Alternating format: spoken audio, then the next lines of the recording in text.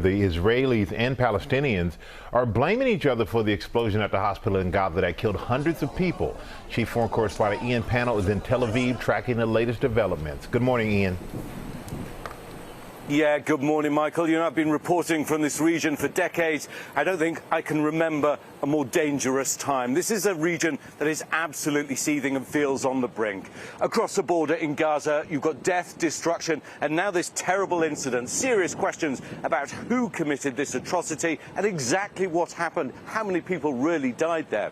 Here, there is still grief, anger. People are raw and looking for retaliation and to be made safe. And in the wider region, many people now out on the street calling for change. Overnight, a catastrophic strike on a hospital in Gaza seen in videos circulating online, killing as many as 500 people, according to Palestinian health officials. The wounded pouring out of vans and ambulances at another nearby medical centre. Hospitals throughout Gaza have been used as shelters by the most vulnerable, but few places are safe here. The strike hitting the parking lot of the Al Ahli hospital in Gaza City, an area Israel has urged Palestinians to evacuate from. Both sides are now blaming each other for the devastating explosion. Hamas saying it was an Israeli strike. But this morning, Israel saying it's examined video and intelligence showing the hospital was hit by propellant from a wayward rocket fired by Islamic Jihad. Video taken on the ground this morning appears to show a large area badly damaged by fire, but little of the structural damage consistent with a rocket strike. Whatever justification, explanation you can put on it, many people are just going to conclude it's Israel's fault. We didn't start. We have to fight. We have to fight.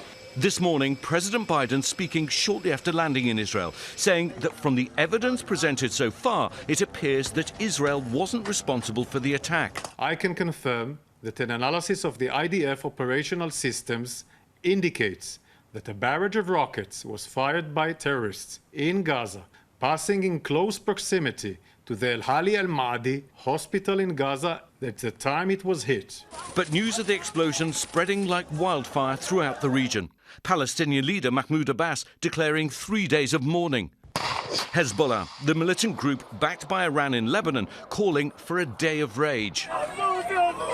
Now, Israel urging Palestinians in Gaza to head even further south to an area they say will be safe and where they'll receive humanitarian aid. But for 12 straight days after Hamas murdered more than 1,400 people, including Americans, there's been nowhere in Gaza that is safe. The situation is very catastrophic. For the last 11 days, we have continuous flow of severely wounded patients. If you ask what's the kind of injury, it's a blast injury. The ICU beds are fully occupied, so we are facing disaster. Food, fuel and electricity are almost out. The water supply running dry after Israel imposed a complete siege. Egypt, which borders Gaza to the south, is concerned about a flood of refugees, saying the Rafah crossing has been damaged by Israeli airstrikes, making it impassable. It's here where thousands wait, desperate for humanitarian aid, food, fuel and water, but held up on the border. I have only one question. We as civilians, where are we supposed to go? We went to schools, they bombed schools. We went to the south, they bombed the south. Israel expected to send ground troops across the border to dismantle Hamas and hoping to rescue roughly 200 hostages, including Americans, who've been held since the October 7th attack. A senior official through Qatar telling ABC News, "We believe that Hamas is going to or is considering releasing women and children that aren't Israeli. Of the some 200, about 50 of them are non-Israeli, including some Americans." Well, so of course there are now many questions about exactly what happened and more importantly who carried out this attack. There certainly seems to be a growing body of evidence that suggests it wasn't as originally reported.